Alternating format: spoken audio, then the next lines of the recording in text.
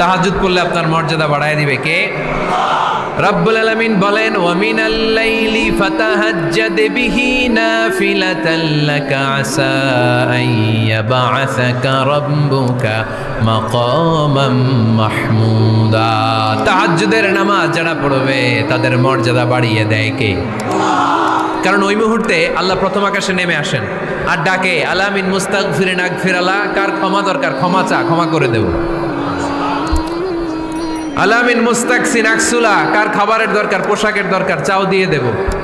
চাও, কার কি লাগবে চাও আমি দিয়ে দেব। এই জন্য শেষ রাতের দোয়া আল্লাহ কবুল করে। 3 নম্বর নফল ইবাদত হচ্ছে দোয়া। সবাই সবার জন্য দোয়া করবো। অনেকে কয় হুজুর আমার দোয়া আমি করবো, ওরটা ওই করবো, এর লাগে আমি করুম কেন? আছে না নাই? না, এটা ভুল। নিজের জন্য করবেন, অন্যের জন্য করবেন।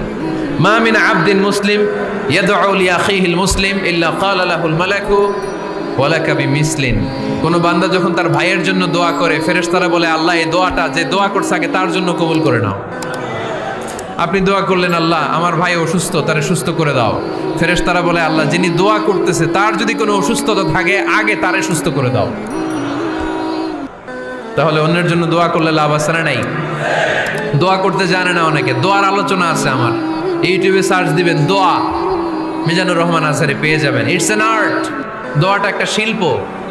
এটার মধ্যে চোখের পানি জুড়ে দিবেন, আবেগ জুড়ে দিবেন, মুহূর্তেই আরশের মধ্যে যেয়ে নক করবে। সুবহানাল্লাহ কইবেন না? Hey there. Subscribe to my channel. And also press this bell icon.